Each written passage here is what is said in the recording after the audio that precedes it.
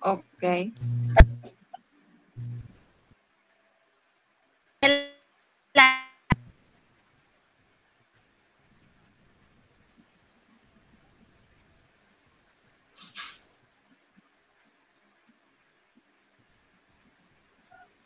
Slide number 1. Ah, hindi pa. Okay. Magpakita. I start na. Oo, mag-good day Start ka na tayo. muna. Okay. Anong.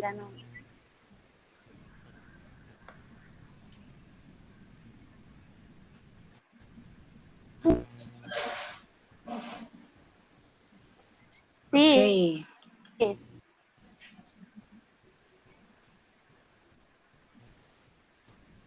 Are we going to start?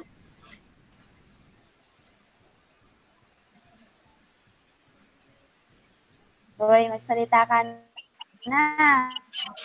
Okay, good day everyone. We are the group 4 and we are about to discuss about the appointment of employees. These are the lecture series number 4 of the guidebook, personal management guidebook given by our professor Sir Bintayen. And we have this slide number 1. It's all about the appointment of employees. What is appointment? Definition of appointment. It is the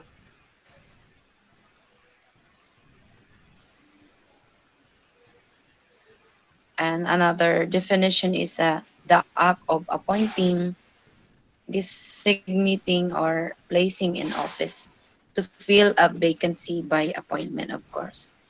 Um, and when we said appointment, may either be through promotion, transfer, reinstatement, reemployment, or original on the basis of certification of appropriate civil service eligibility. So, where is this our slide number 4? Common requirements for regular appointment. Common slide. The common requirements for regular appointments, of course, the form, and then signature of the appointing authority. Next, position title and the employment status, date, date of signing, and of course the personal data sheet. So these are the common requirements for the appointments. Okay, we all know about the form. These are the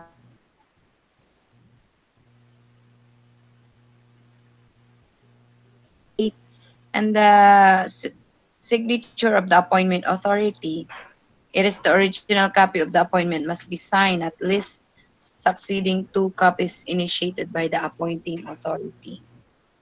Okay, so these are the one. Next slide, please.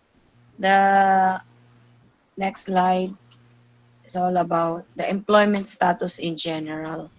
So we have this status in general about employment from permanent appointment. We said permanent appointment when a person who meets all the minimum qualification requirements of the position to which is being appointed, including the appropriate eligibility, which include all levels of position. And then when we say temporary appointment, okay, this appointment, this issued to a person who except for the appropriate eligibility, meets all other requirements, the education, experience, and training requirements for the position to which he is being appointed. Only in the absence of a qualified eligible as certified by the Civil Service Regional Office. So temporary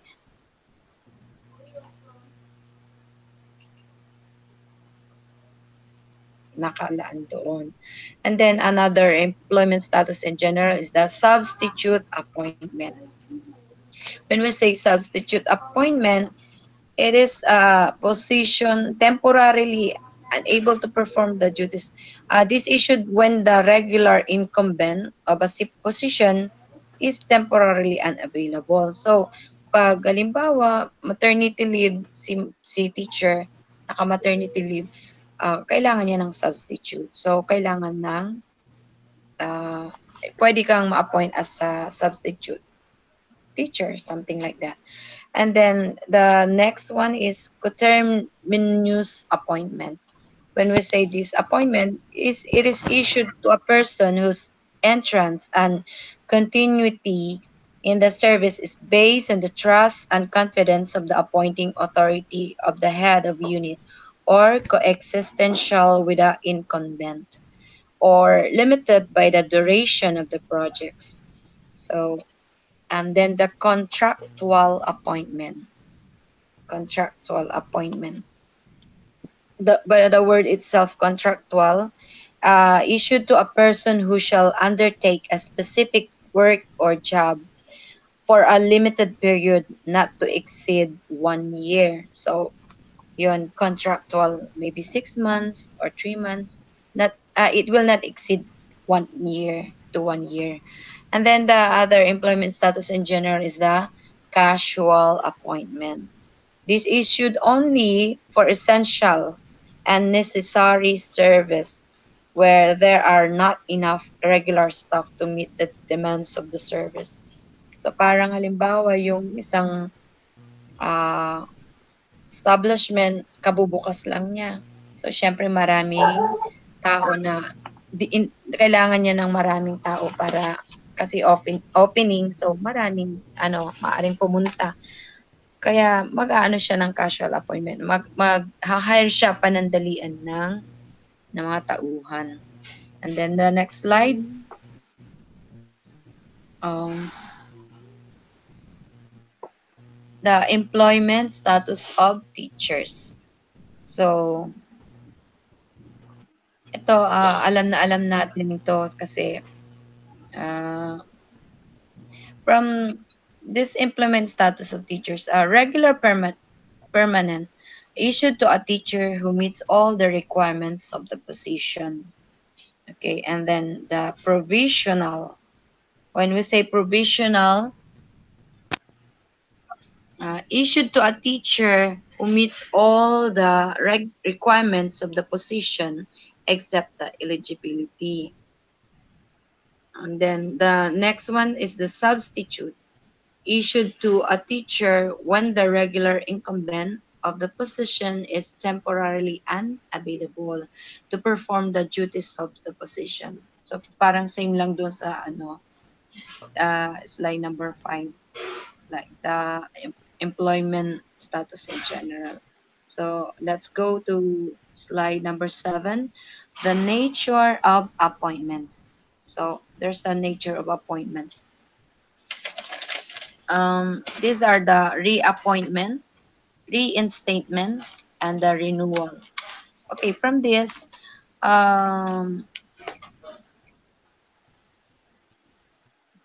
here, original, which refers, where's our slide,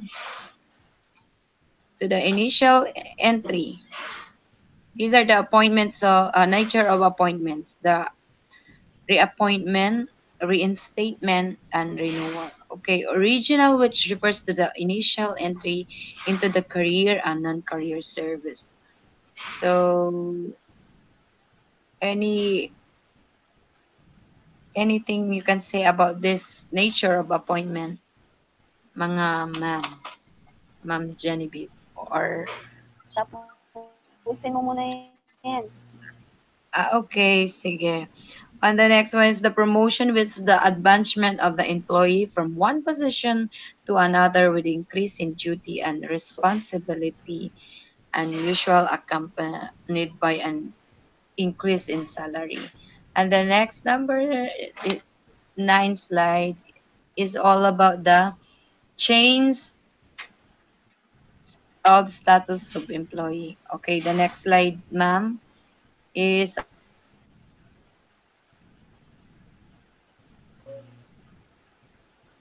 status.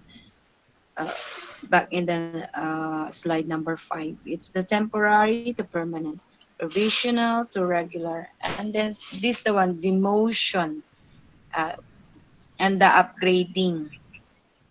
So from all this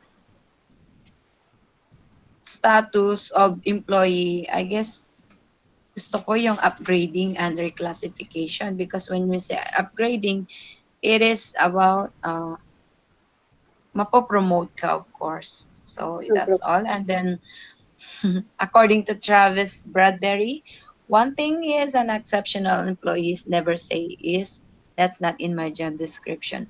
Exceptional employees work outside the boundaries of job description. That's it. Okay, next, ma'am. You're the next. Muna sis, kasi yung Oh, PowerPoint na isa. okay. PowerPoint mo, ma'am. Ikaw naman.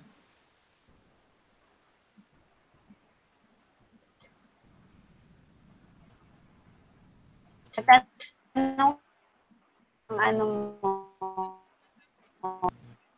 Oh, Ma'am Jenny, baka pwede kang mag-share ng experience mo rin ba? Sa private po.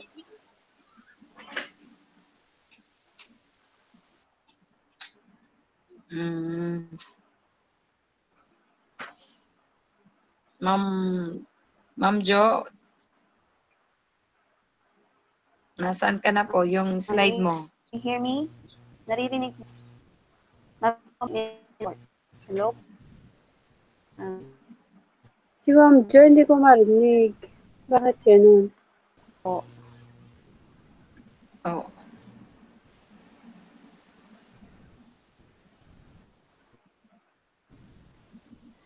Oh, Ma'am Jo, your turn to deliver your report, Hello? your presentation. Ah,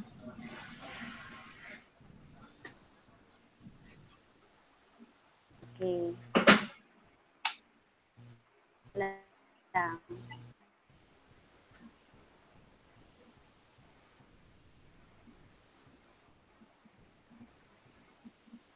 saan na yung slide mo, ma'am?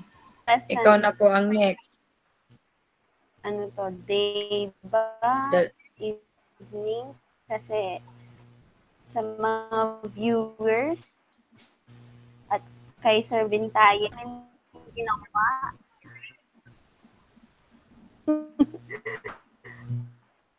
Okay, so here we go to the continuation of lesson 4.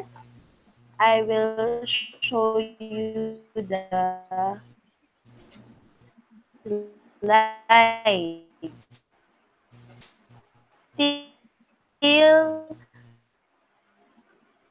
the topic is all about the appointment of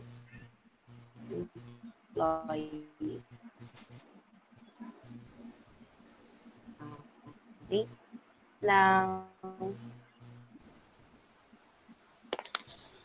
At nawawala na naman Where's your slide, ma'am? ang aking PowerPoint.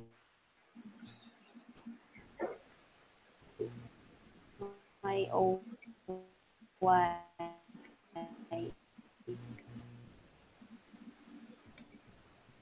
Sandali lang.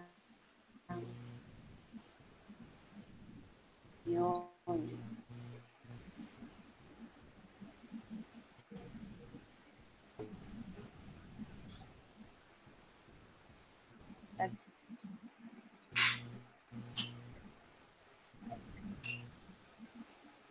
Anyway, hindi naman tayo aabuti umaga.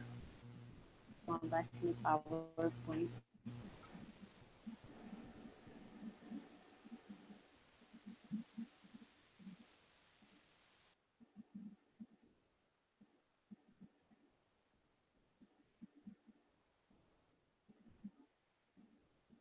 Ano na sis?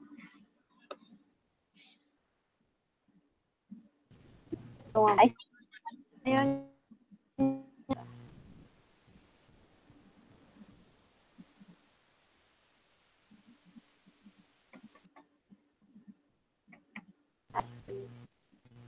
PowerPoint yun.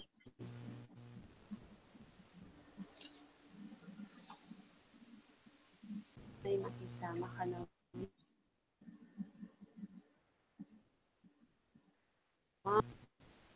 Naghahang na kasi siya. Wait lang. Naku, sana umokay na yan para matapos na tayo.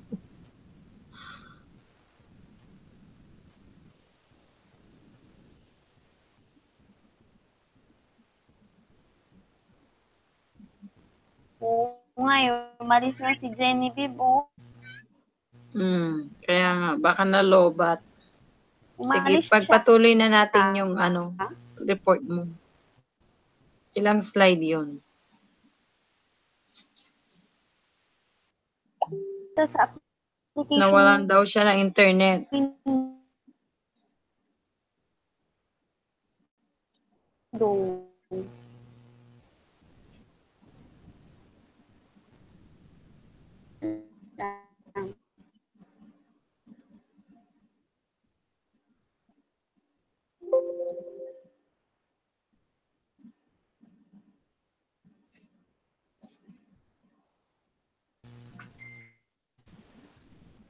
Ella?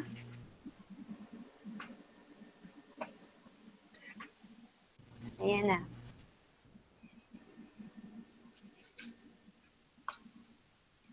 Of employees. Okay. Ella.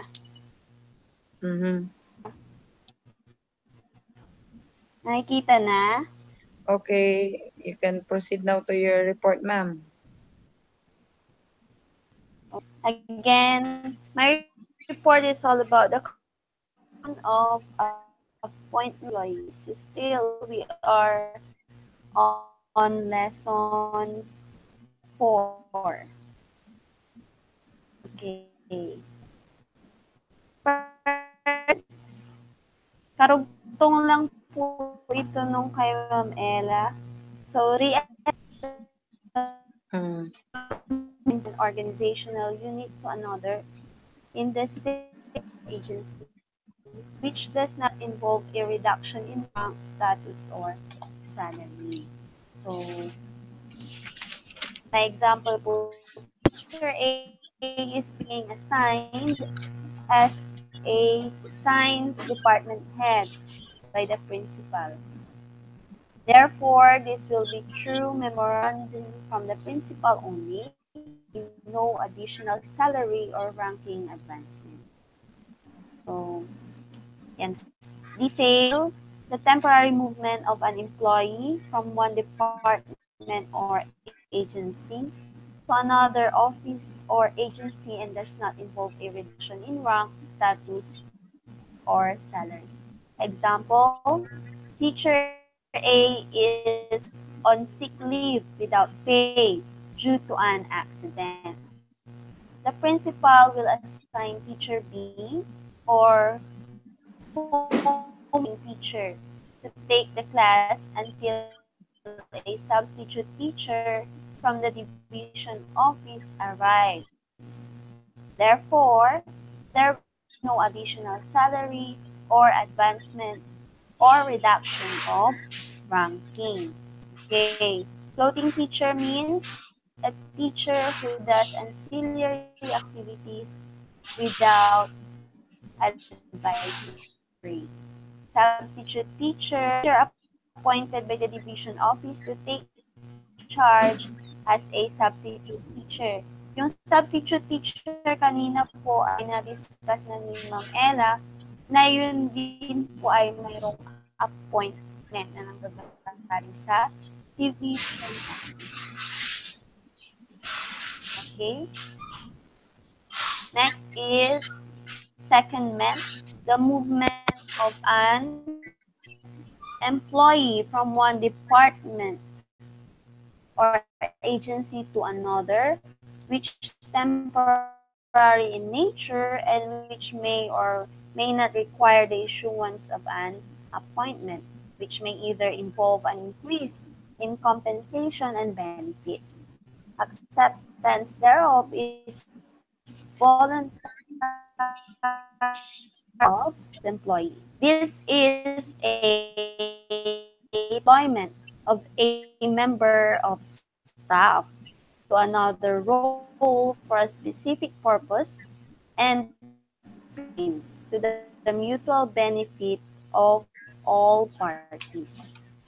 And usually, secondment long about nag-stay lang siya ng hanggang 2 years yung appointment na yan.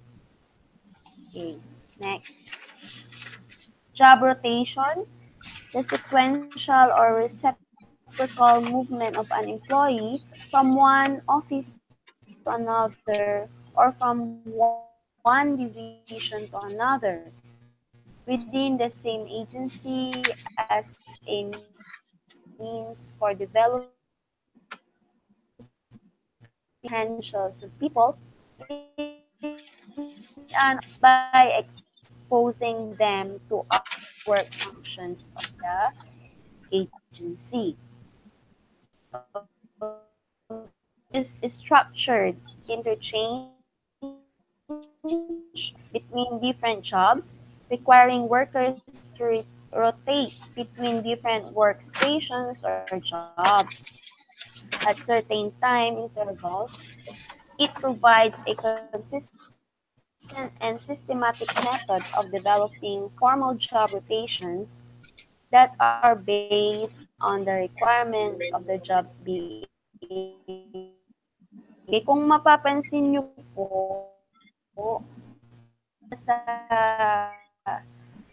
mataas na posisyon na, halimbawa yung mga district supervisors po, dito kasi sa amin sa Quezon City, about every 3 to 6 months talagang nag-rotate sila. Talagang nagpapalitan sila. Halimbawa, yung from District 1, pupunta siya ng District 5. Yung District 5, pupunta siya ng District 2. Nagpapalitan po sila, pero still, Okay. same position pa rin sila nasa isang division. And ang kanilang goal kung pagkakaiba-iba ng magaling yung District 1, tapos District 5, may kanya-kanya silang strategy which is needed sa bawat division na yun. Kaya ginagawa yung job rotation. Okay, next. Oh. Designation is merely an imposition to be performed to a title or position. It is arbitrary and can be determined anytime at the pleasure of the appointing authority. Okay. Designated as either classified staff or appointed personnel. Pag classified, regular siya or pwedeng temporary, part-time, or yung tinatawag na on-call employees. Tapos pag sinabi namang personnel, ito naman yung administrator, faculty Mm-hmm. lang hangga't nandyan pa yung nag-appoint sa nandun din sila or unless patalsikin sila nung nag-appoint sa kanila. Pero to the term nung nag-appoint sa kanila ay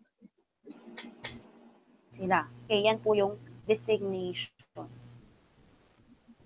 adjustment or personnel. These are the rules. Okay, so madalinihin and medyo marami-rami po ito.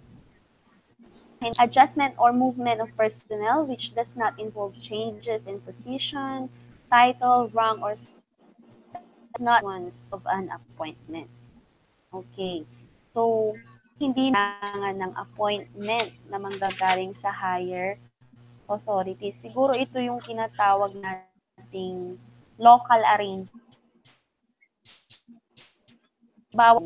Sa school halimbawa, ah, ang binigay sa yung subject at ang ipinasa program, ang hawak mo ay araling panlipunan na 5, ay science na 5. Ngayon, since 5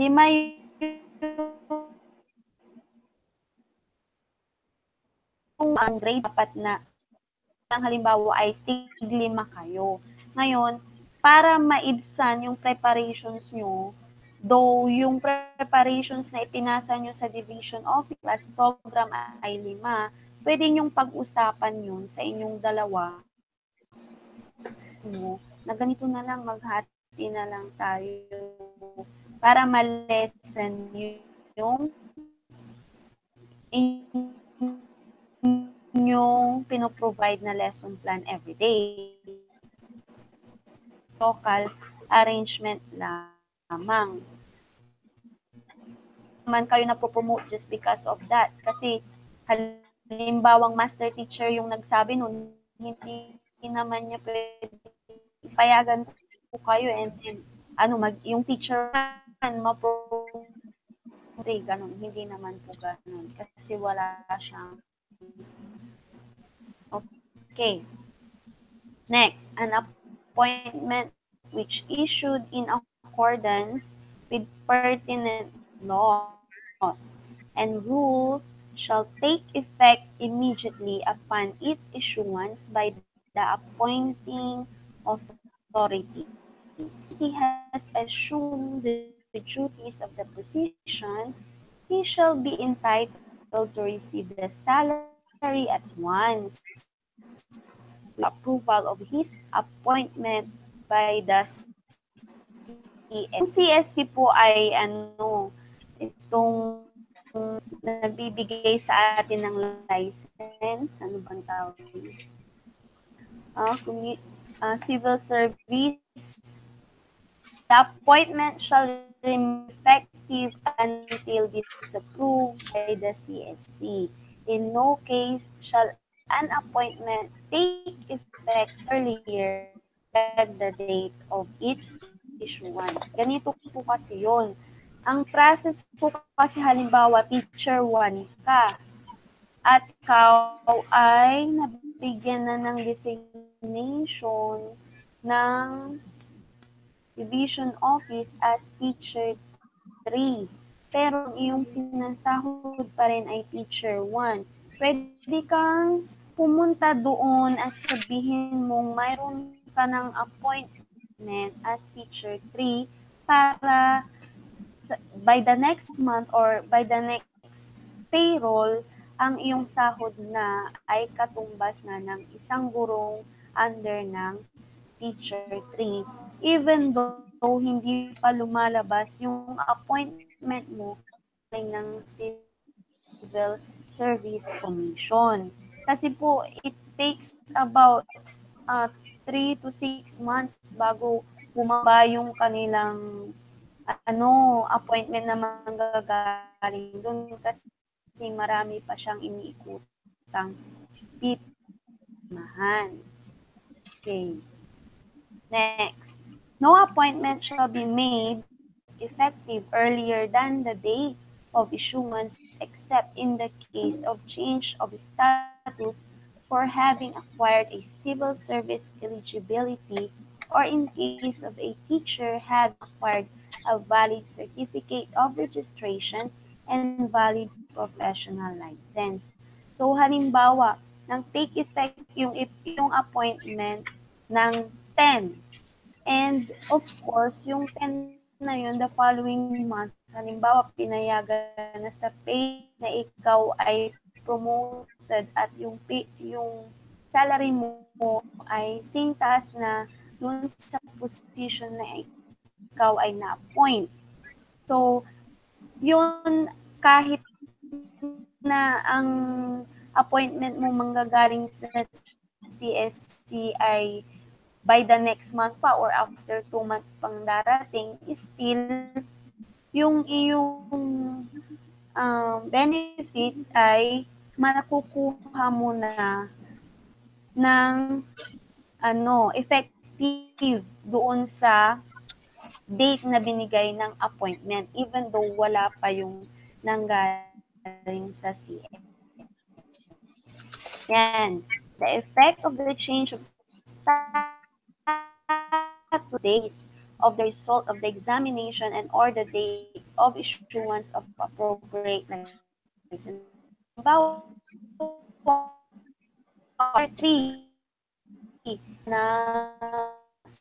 sa Encash for principal and nakirang ka naman ay pasok ka sa banga. Okay. So, yung walang item as principal 1 or P1, magiging head teacher ka. So, maaring ganun ang mangyari wala pang appointment from the CSC, makukuha mo na yung sahod as P1. Change of status of appointment to permanent because of completion of the required education, training, and experience shall be effective upon presentation of the proof thereto and its corresponding endorsement from the appointing authority. Yes, correct. Kung noon, mabilis ang promotion, ngayon po, sandamakmak na papel ang hindi lang masterals, hindi lang doctorate, trainings ka as coach, meron kang national, international trainings, etc. Okay. Rules. The services rendered by any person who was required and responsibilities of any position without an appointment having been issued by the appointing authority credited and shall be the personal accountability of the official who made office. Okay. Halimbawa, umalis si principal, ginawa kanyang OIC, may nangyari central office. O, kaya ginawa kanya still, kailangan kung hinanap ang principal, naman siya sa mall, o for an hour ka lang niyang ginawang still, ang may accountability ng buong school ay si principal at hindi yung kanyang OIC. Okay. Next, no official or employee required to assume duty without being furnished of his appointment after it is issued by the appointee. The appointee shall acknowledge receipt of the appointment by signing on the duplicate and other copies of said appointment. So, tandaan po natin kapag halimbawang aalis si principal at ikaw ay i-assign niya as OIC, you are needed to have at least 3 copies kasi isa sa'yo, isa sa school at isa sa division office at permado ito ng appointing authorities or yung principal mo na nag-appoint sa'yo as OIC. Or if ever na ang nag-appoint sa'yo as OIC ay inyong superintendent, well, kailangan 3 to 5 copies on site. Okay? If the appointee does not assume office within 30 calendar days from the receipt of the approved appointment, the same by the appointing authority and reported to the commission for. Okay. Ma'am Ellen, nabigyan ka ng Mm. item, nabigyan ka ng payment, hindi ka dumating. Kasi halimbawa, pumunta ka 2 months. So, halimbawa, lumabas ang iyong ng May 10 at bumalik ka ng July 10, hindi mo na maaaring i-grab pa yung item na yun. Kasi within 30 calendar days lang na yung appointment na inilaan para sa exam. Okay. Next, renewal of temporary appointment. Require prior publication under RA 701 to avoid a gap in the services of the holder of temporary appointment where appointments are subject to the renewal. Publication should be made about prior to the expiration thereof. Okay, so sa mga renew po yan, tandaan na lang po yung Republic Act na yan. Okay, next.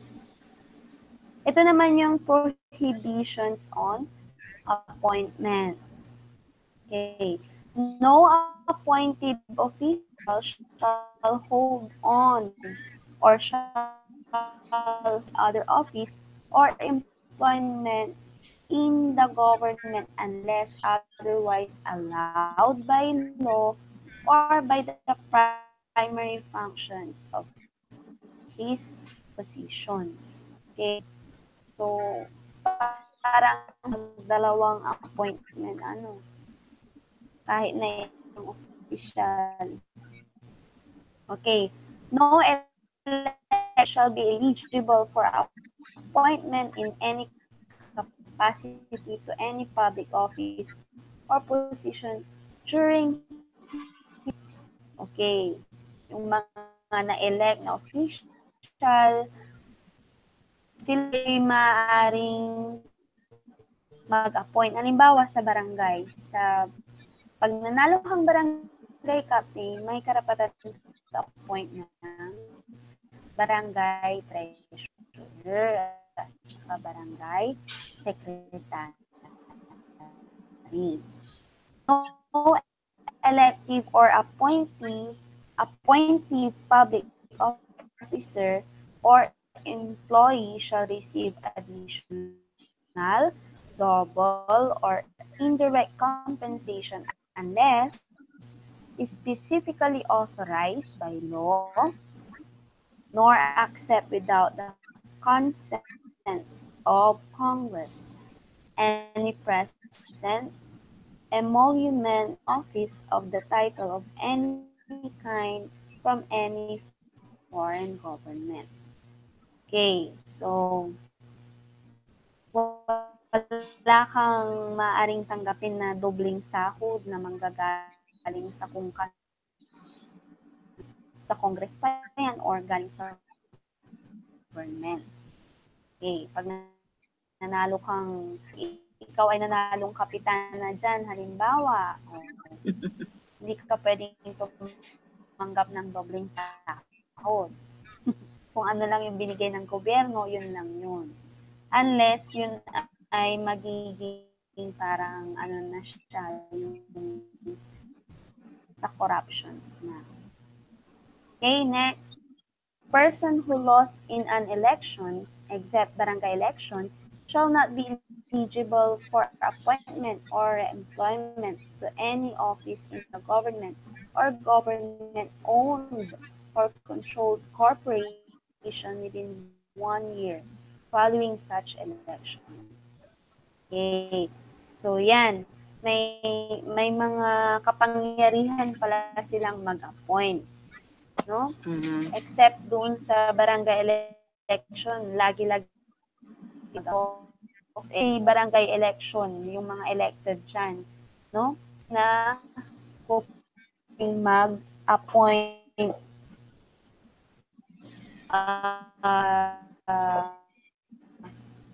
ano ba yung mga yung sa barangay hall, yung mga BHW dyan, pwede silang mag-appoint, no? Ganon din sa, ano, banggit doon sa report na sa mga municipal halls na meron silang mga ghost employees. Mm. Yung tatlong yun, yung disabled persons, yung sagad, yung sa mga kababaihan, yung mga yan. So, sila pa rin Mm. yung mag-a-appoint yung mga nanalo. So, eligible sila pa ganun. Okay, next. Nakakapagod pala to, daldal ng daldal. Okay, an Kaya mo yan, ma'am. employee who flies a certificate of candidacy, even if later on is, as withdrawn, is still considered resigned. Okay, madali na naman pong intindihin yun, lalo na katatapos ng election. Okay, an employee resigned from the government service month period before any election to promote of another shall not be reemployed during the 6-month period following such election. Okay, tuloy-tuloy ko lang po. No detailed assignment shall be made within 3 months before any election unless with the permission of the COMELEC. No officer or employee in the civil service, including members of the armed forces, shall engage directly or indirectly in any partisan political activity or take part in any election except to vote, nor shall he use his official authority or influence to coerce the political activity of any other person or organization. Sa mga teachers na nag-serve noong nakaraang barangay elections sa GI po ba? Okay? Prohibition on appointments pa rin tayo. No appointment shall be made in favor of leave. Okay. Of course, ayan. Persons employed in a confidential capacity, physicians, okay? No person who has been dismissed or excluded or disqualified from the government service shall be appointed or reemployed unless he has been granted executive clemency. No person who has reached the retirement age of 65 can be appointed to any position in the government. Ganon? Kapag ka 65 ka na, hindi ka na pwedeng i-appoint. Okay, mag-business ka na lang. No person appointed to a position in the non-career service shall perform duties properly belonging to the position in the career service. Okay, madali na lang pong intindihin yan. Next, contractual or non-career employees designated to positions exercising control or supervision over regular and career personnel. May, in meritorious cases, extend the service of one who has reached the compulsory retirement age of 65 years for a period of 6 months. So, tandaan po, ka na, halimbawa sa teachers kasi talagang 65 yan. Kung gusto mong mag-retire na 65 years old ka. Okay, so pwede ka lang mag-extend ng hanggang 6 months. Okay? Such extension shall be at the maximum of 1 year, 6 to 1 year. Okay. So, ayan, no? At meron pa silang nire-require under the GSIS law. Of course, kasi ang counted lang sa GSIS, 30 years lang. years in service ka na, puro sa public, magkaroon ng school mo. Oh, joke. Okay. Request for extension shall be made by the head of the office and filed with the CSC prior to the date of the official's employee's agreement. Okay? Services rendered during the period of extension. Okay, sa mga nag-retire na ito. Okay, pakibasa na lang. Course, and yan. Nasa aklat naman po natin yan. Okay, so yan po ay para sa mga nag-appoint. Okay? Types of employees. So, ano nga ba ito? A qualified next in rank may file his protest with the CSC or its regional offices where the protested appointment was acted upon against in favor of another if he is not satisfied given by the appointing authority within 15 days from notice of issuance of yan yung mga mga nagrereklamo patungkol sa kanilang halimbawa yung ayan, paborito binigyan ng to ma-promote nagpapapromote as teacher paborito ni madam si letter A o pahirami. Siyempre, yung apat na kasama ni teacher A ay protesta. But, of course, hindi